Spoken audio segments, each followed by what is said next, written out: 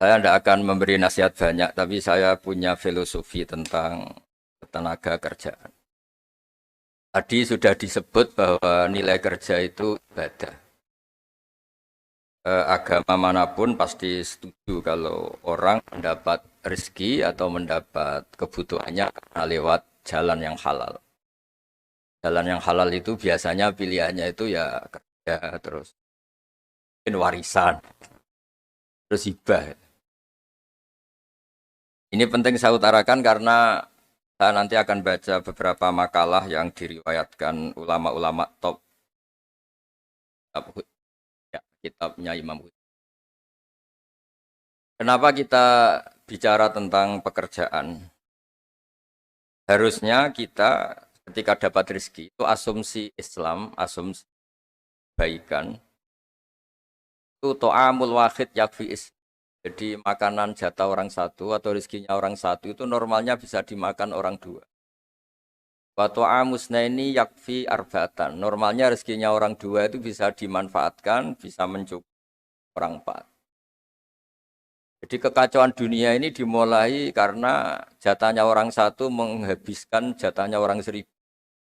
Jadi gara-gara kerakusan itu terus sistem sosial itu menjadi kacau.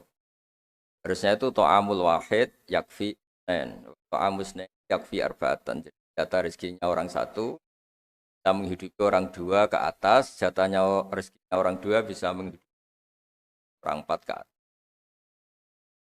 Kemudian ini saya baca saja supaya tambah berkah beberapa teks tentang pekerjaan. Ini di kitab Ihya di halaman 85 kalau kitab saya tentang keutamaan kerja. Ini dijelaskan inna minadz-dzunubi dzamban la yukaffiruhu illal hammu fi talabil ma'isyah. Jadi bagian diredaksikan minadz-dzunubi dzunubun la yukaffiruha illal hammu fi talabil ma'isyah. Jadi sebagian dosa itu ada dosa yang tidak bisa dihapuskan oleh istighfar, tidak bisa dihapuskan oleh sedekah, tidak bisa dihapuskan oleh misalnya wiridan. Yang bisa menghapuskan dosa itu hanya kalau kita serius atau kepikiran, hammu itu kepikiran mencari maisha, mencari rizki. Jadi sudut pandang itu penting. Jadi kita yang sedang istighosah atau kita yang sedang pengajian atau mungkin kita sedang jadi ustadz, melihat orang mencangkul, orang ke pabrik, orang di aktivitas pekerjaannya itu harus kita lihat bahwa mereka adalah orang-orang yang sejatinya sedang minta ampun sama Allah Subhanahu wa Ta'ala. Karena di sistem pekerjaan itu lahirlah satu variabel atau satu apa saja yang positif. Ada hukum sosial karena ketemu teman yang saling pengalaman. Ada ketergantungan manusia sama hal-hal yang halal. Ini yang paling penting. Ya banyak orang itu diwat itu karena pekerjaannya. Misalnya orang bisa hidup itu sebetulnya karena makan nasi, minum air itu sesuatu yang halal. Jangan sampai orang bisa berpikir, bisa tenang kalau minum narkoba misalnya. Orang bisa kerja karena digerakkan punya anak kecil, punya ibu yang rentan, atau punya keluarga yang membutuhkan. Jangan sampai orang kerja karena digerakkan oleh keinginan bernafsu, karena hal-hal yang maksiat. Hingga status orang yang dagang misalnya atas sirusoduk yuhsaru yaumal qiyamati ma'as-siddiqin wa syuhada. Orang yang dagang kemudian dia benar, dia jujur, itu nanti makomnya, kelas dia itu bersama para orang-orang yang meninggal syahid, pahlawan-pahlawan. Ini penting saya utarakan supaya cara pandang kita terhadap beragama. Jangan sampai misalnya kita beragama terus kemudian melihat yang ibadah itu yang datang ke masjid. Ya kita jam kerja kemudian ada pengajian, kita tidak pengajian itu dianggap salah karena nggak datang di masjid. Padahal kita datang ke pabrik atau ke pasar, nilainya sama, sama-sama ibadah. Ini penting supaya cara pandang kita terhadap orang lain itu positif. Saya berkali-kali bilang kalau ada tetangga saya meninggal, saya muji orang ini kalau malam tidur. Kalau malam mungkin ya lihat sinetron. Kalau malam itu ya santai-santai di rumah sampai. Kalau kita pakai sudut pandang maksimal, yang dikatakan taat itu tahajud, ir, dan maka orang ini tidak masuk kategori taat. Tapi kalau kita kembali ke definisi takwa, takwa itu meninggalkan hal-hal yang dilarang Allah Ta'ala. Orang ini akan kelihatan berprestasi karena saat di rumah dia berarti tidak melakukan hal-hal yang kriminal, tidak mencuri, tidak ganggu orang lain, tidak menjadikan kegaduhan di patan atau di jalan. Hingga agama ini juga harus mengapresiasi tarkul ma'asi, bahwa orang yang tidak punya aktivitas di rumah banyak yang dilakukan sebetulnya. Kebaikan masif, kebaikan bersama, karena orang ini tidak melakukan hal-hal yang merugikan orang lain. Ya saya berkali-kali bilang kalau saya jadi kiai, jadi orang baik, kalau ada orang yang dermawan, ngasih sesuatu ke kita, ya kita senang karena kebaikan itu diapresiasi. Misalnya ada tadi cerita menakar dapat apresiasi, dapat penghargaan. Ya kita senang karena itu. Karena itu. Tapi andekan tidak itu juga senang. Senangnya karena mungkin orang lain ini sudah tidak butuh kita. Tidak butuh kita kok buat baik. Saya berkali-kali bilang, kalau Anda jadi kiai tidak usah tersinggung kalau tetangga tidak minta konsultasi. Artinya mereka sudah mandiri, bisa memutuskan masalahnya sendiri. Tapi kalau konsultasi, anggap mereka punya akhlak, tanya kiai. Kalau tidak, ya anggap saja mereka sudah mandiri. Makanya sudut pandang ya dalam Islam, sudut pandang itu penting sekali. Jadi setelah kita baca beberapa hadis, suatu saat Rasulullah itu ngaji di masjid, teras masjid.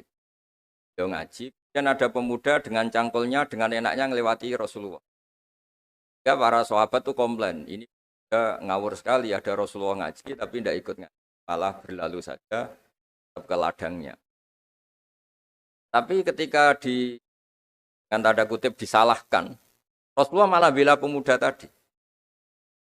Pemuda kalau dia kerja karena mencarikan nafkah untuk keluarganya, yang kecil atau yang tua, dan supaya dia tidak minta-minta orang lain. Gak sunnahku. Jika bentuk sunnah Rasul itu tidak harus orang datang ke pengajian dan orang ikut fatwa kita mau itu. Nah, mungkin teman-teman yang sedang bekerja itu tidak lagi mendengarkan ngaji, sudah melakukan isi pengajian. Jadi yang lain baru mendengarkan, yang itu sudah melakukan isi pengajian. Makanya kalau di daerah saya banyak, kenapa kamu tidak datang ngaji? Saya lebih dari ngaji dari Pak Kiai. Kenapa? Pak Kiai kan yang menyarankan supaya kita baik sama orang tua. Saat Pak Kiai pengajian, saya ngurmat orang tua saya di rumah sakit. Tapi kadang-kadang kita pakai ukuran kita sendiri. Yang nggak datang pengajian itu orang jelek karena nggak mau datang. Padahal jangan-jangan yang sedang di rumah, itu yang sedang melakukan isi pengajian itu. Ya dia tidak datang karena ngerawat orang tuanya. Karena sedang asik dengan istri. Harus disebut bagian dari kebaikan. Nah, dalam kebaikan Islam, Nabi pernah ngendikan, "Bafi ahadikum sedekah." Kamu kumpul dengan istri kamu itu sampai sahabat protes, "Ya Rasulullah, masa ayat ti ahaduna syahwatahu wa huwa lahu ajrun?" Masa urusan seneng-seneng sama istri dia dapat pahala? Nabi menjawab, "Alaysa law wada'aha fi haramin akana aliwis." Kalau pelampiasan syahwat itu hal yang negatif atau yang haram, dia akan dosa. Ketika meletakkan yang benar, dia juga. Jadi pahala itu segampang itu. Orang asik dengan anaknya, dengan cucunya, bercengkrama di rumah. Ya pahalanya besar, karena saat itu berarti dia tinggalkan maksiat, dia tidak dengan. Nah pekerjaan juga gitu. Mungkin orang lain dapat uang karena transaksi narkoba. Mungkin orang lain dapat uang karena kejahatan. Orang lain dapat uang karena menipu. Orang-orang yang bekerja luar biasa, dapat rezeki. Itu harus kita apresiasi. Ya makam orang-orang ini, makomnya itu nanti kalau meninggal ma'asiddi wasyuhada. Orang-orang punya gelar asid, gelar yang luar biasa dalam khazanah kewalian. Orang-orang yang bekerja itu nanti makomnya seperti itu. Itu adalah inspirasi kita yang luar biasa. Hingga nanti kita tidak melihat orang lain itu, wah, wong kok kedoyan tok, orang orientasinya dunia tok, bekerja terus, ingin kaya raya itu. Ya wis kan. Kita tidak boleh berpikir. Karena apapun banyaknya harta di tangan orang-orang halal, tangan orang-orang baik, pasti efeknya juga. bisa melahirkan pekerjaan, bisa melahirkan kemanfaatan. Ya Nabi kalau muji pedagang itu dari 10 rizki itu 9 berkahnya ada di pedagang. Karena kalau pedagang tuh kikir, sekikir-kikirnya pedagang, dia harus mengeluarkan uang, bayar supir, bayar satpam, bayar yang ngirim jasanya dan sebagainya. Ya uang tetap berputar. Tapi sebaik-baiknya Anda kalau tidak dagang itu mungkin uang ditabung, uang mandek. Ya potensinya itu ikhtikar. Ikhtikar itu menyimpan. Kalau ngelebih kota tertentu sekarang oleh. Karena saya nekuni keilmuan agama, maka saya hanya cerita bahwa betapa Allah itu ngapresiasi pekerja. Nabi Dawud itu seorang raja, kaya raya. Tapi beliau tidak mau makan illa mingkas biyadi, kecuali hasil kerjanya sendiri. Masyhur itu di riwayat, beliau seorang raja, tapi hanya makan kalau tembikar atau anyaman bambunya atau apalah. Pokoknya dari anyaman bambu itu terjual. Kalau hari itu nggak terjual ya nggak bisa makan. Padahal beliau seorang raja, saking inginnya supaya rezeki yang dia makan, yang beliau makan mingkas biyadi, dari hasil karyanya sendiri. Banyak kiai-kiai guru kita yang secara lahir kaya, tapi yang pondok yang untuk dirinya itu sekadarnya. Bahkan saking ekstrimnya di dunia kiai itu ada seorang kiai yang pisang tanam secara halal dan di tanah yang pasti halal. Setiap makan yang rofahiyah itu ya agak hura-hura itu. Kafaroi dengan makan pisang itu. Satu pisang dibagi-bagi dan itu dianggap kafaroh. Nah kenapa cara-cara publik itu banyak rofahiyah? Rofahiyah itu begini. Mungkin kalau kita kiai kecil, atau tokoh kecil, atau siapa saja yang nasibnya kecil, mungkin kita muassis, kita pendiri. Misalnya ada kiai kecil, kampung tertentu, dia pendiri. Tapi mungkin setelah kita jadi kiai besar itu, saya diundang masjid itu. Dan kemudian posisi kita mendapat. Yang menjadikan kita harus tawaduk, seperti tadi, syairnya Mbah Mus tadi. Ketika kiai kecil, pendiri masjid, tanah kita dipakai masjid, setelah kita kiai besar kok malah dapat uang dari masjid. Mungkin karena kita kuliah tidak pati pinter itu, kelasnya jadi tokoh di pedalaman. Akhirnya kita mungkin apa di situ yang manfaat? Pikiran, air, apa yang manfaat? Kalau kita kepinteran malah jadi orang yang terus hanya dengan negara itu mendapat, bukan memberi. Nah hal-hal seperti ini harus jadi motivasi semua pekerja. Menteri juga mentalnya harus memberi.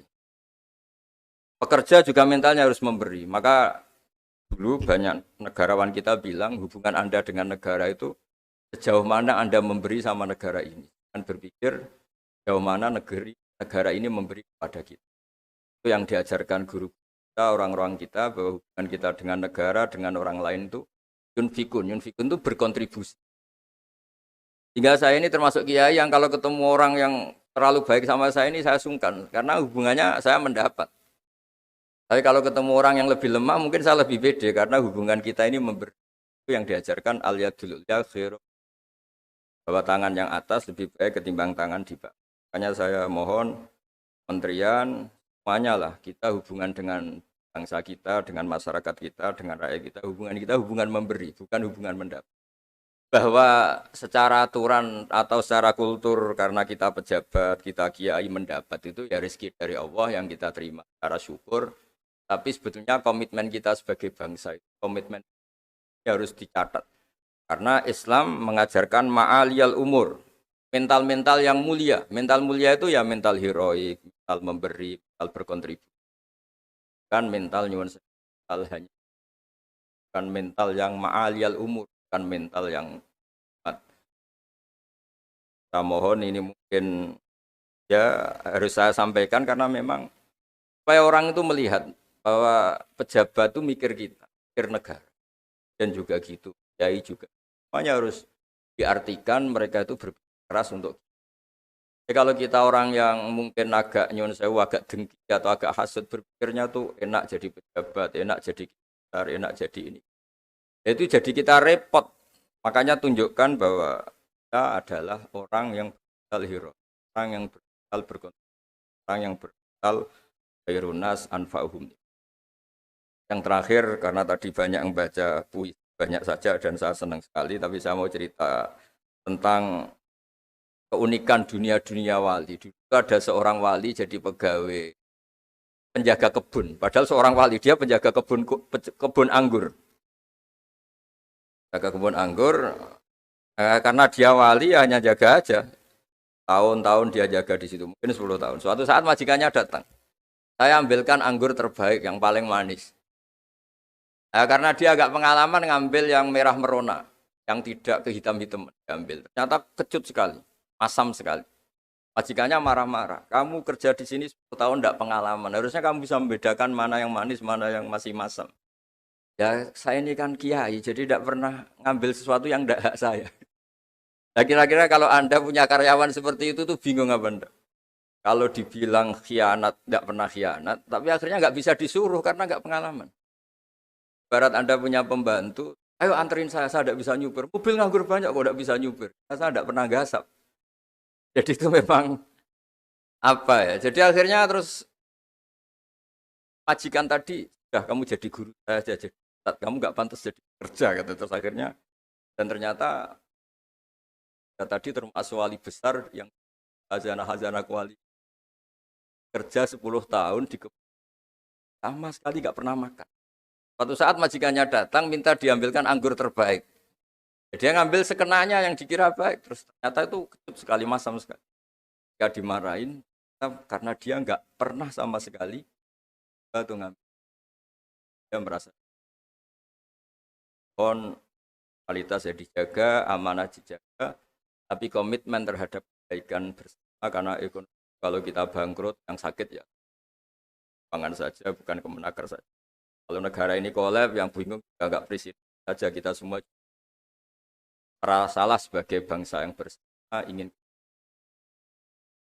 khairun nas anfa'akan rahmatan. Semuanya enak, semuanya nyaman, karena kita semua kenal Bismillahirrahmanirrahim. Ketika menyebut Allah pasti yang maha pengasih dan maha penyayang. Saya kira demikian, mari berdoa bersama, semoga bukti bahwa kita bergantung sama yang menguasai langit bumi, menguasai kehidupan kita, menguasai semua yang terlewatkan maupun yang akan datang. Al-Fatihah.